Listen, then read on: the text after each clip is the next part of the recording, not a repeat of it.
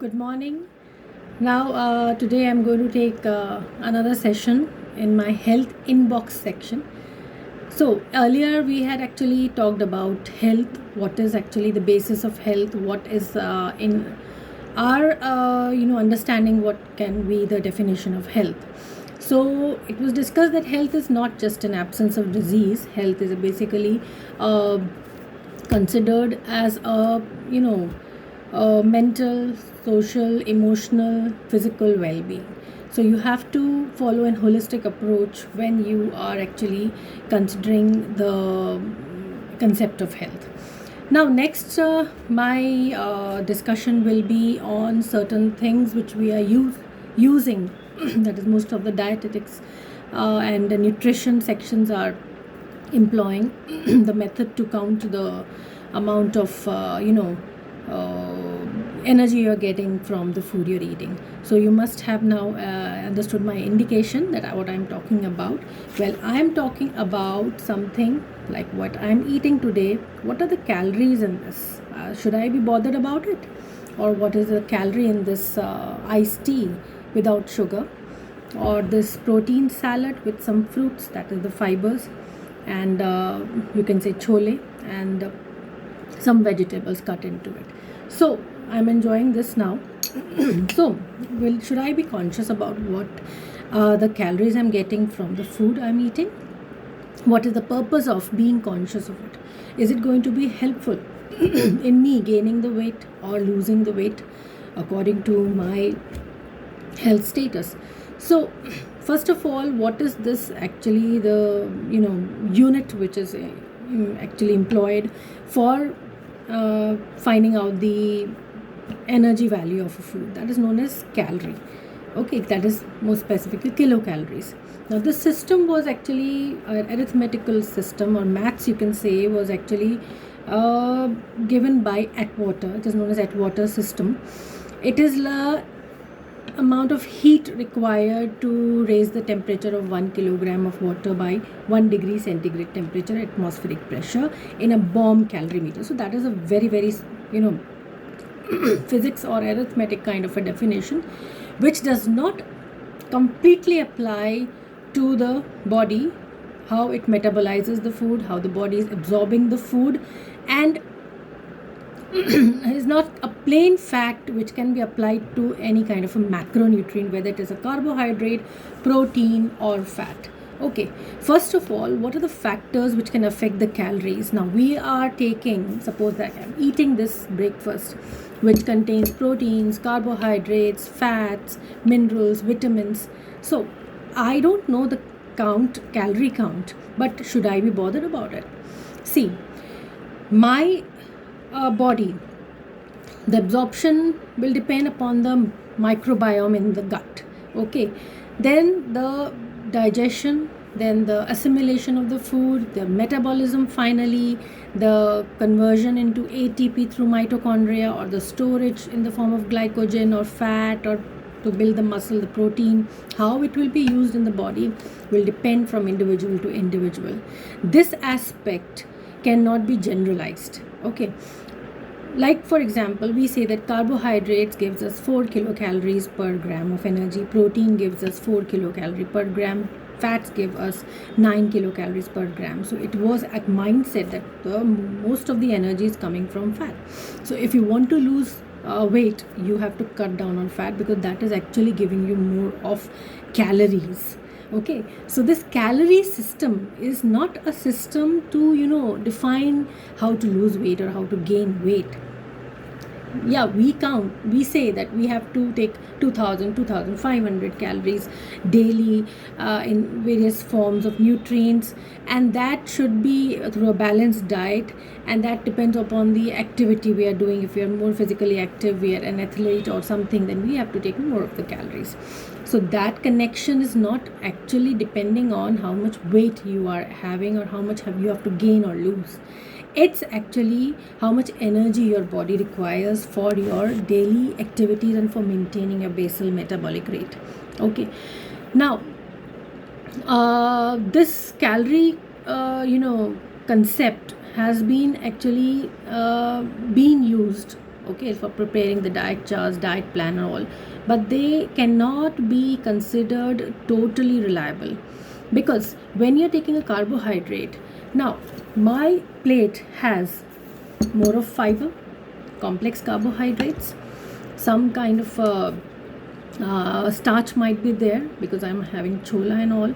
Then this kind of carbohydrate, that is complex carbohydrate, the starches or the simple sugars, they are absorbed and metabolized in different forms.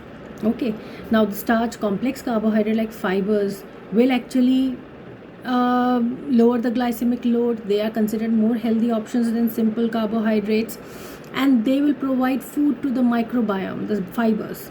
Okay, now calorie from the fibers not considered, mostly soluble fibers which can be metabolized to some extent, to that is with metabolism through the microbiome can be counted in the calories we are getting from that, that is 2 kilocalories per gram. So what kind of carbohydrate I'm having, that will actually define how much calories I'm going to put in my body. Okay, I cannot say that this kind of carbohydrate which I'm having in my plate is 4 kilocalories per gram of that carbohydrate. Okay, it will differ according to the process of absorption of that carbohydrate, then how it is metabolized in the body, and how it is assimilated or used for energy. And also very important, it will depend on the metabolic state of your body. If you are in a condition where you don't require much of energy, then that will be stored in the form of fat or glycogen. Insulin will be released and insulin is going to do its work. If you require more of energy, more of activity you're doing, then the other hormones will be liberated, that is glucagon, epinephrine, even stress hormones can be there in certain situations, which will then provide energy, especially for glucose and all for the brain. Then the glycogen will be used, and then the fat will be used. In severe cases of starvation, protein is used. So this is basically a metabolic switch depending on your health, your metabolic state, whether you're in a well-fed condition or you are in a fasting condition or starved condition. Okay, now if I take the calorie count of fat, it's 9 kilocalories per gram. But there are different types of fats. I can say my diet contains some oil, so it has polyunsaturated fatty acid. What kind of polyunsaturated? It can have the omega-3s and omega-6 also. The energy content will be different. I can have the complex fats like the triglyceride, the long chain fats or the medium chain fats. Okay, so there can be small chain fatty acids also, which are formed by the metabolism done by the microbiome in the gut, which accounts for 25 to 30% of their energy liberation. So you can say the total types of the macronutrients, their subclasses, their structure all will affect the nutrient quality of your food and also the energy you are getting from that food. We cannot generalize that in 4-9-4 kind of a system that Atwater had given. So instead of counting the calorie, focus on having a healthy mix-up of carbohydrates, proteins and fats. In case of protein, if I consider, protein is made up of amino acids. Now there are essential amino acids, there are non-essential. Essential we get from the diet, which are very important. Okay, now each amino acid will carry a different you can say kilocalories of energy. So if we sum up for that protein the number of amino acid it has, then the average might be differing from 4 kilocalories per gram. Okay, and also what is the importance of that amino acid will also actually define how it is absorbed and how it is assimilated and where it is used, and also the state of your body. As I told you, if you are in a fasting condition or starved condition, then that protein can be converted to ketones and glucose also. So body switches according to the state of your health, that is your condition or metabolic status, and then the hormones also are released according to that, so that the continuous supply of energy which is required by the essential systems of the body, the nervous system, the brain, that should be kept on. Okay, otherwise it will be very detrimental for our health. So this is very important. Okay, then why the quality of food is important along with the the amount you are taking. The quality is important because that is going to keep your gut healthy. Now, if you have actually, you are much like bent over watching Netflix, always a latest series and all, then I think many must be knowing about it. But if they're not knowing, I would say that just watch a movie that is the Hacks of Health, The Secrets of Gut. Something like that. The name is like that. I'll put in the comment section. Now, that movie or that documentary, I can say, actually specifies that whatever is going on in your body is actually depends upon the type of gut microbiome you are having.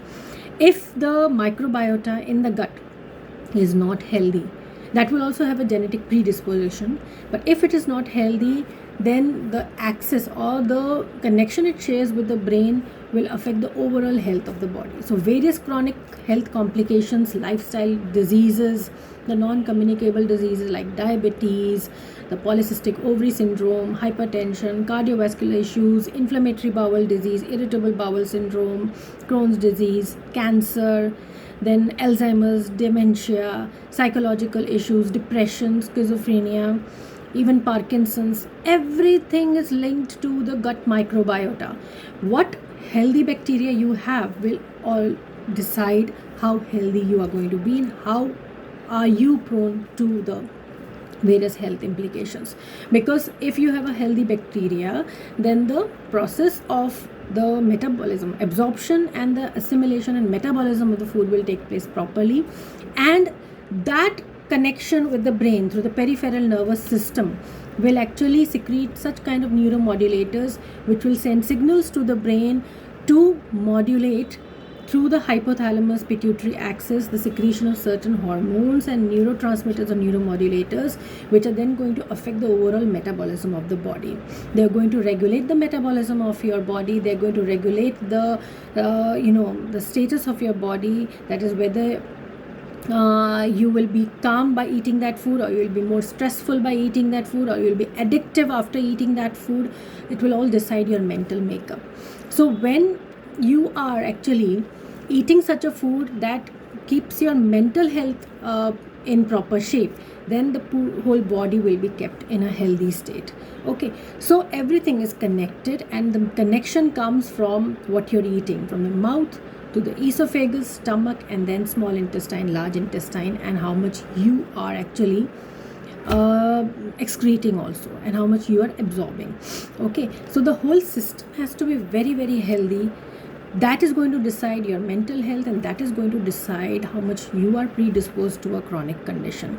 Okay, it's not that we can say that our brain is working separately, then our gut is working separately, the liver is working separately, the pancreas are working separately.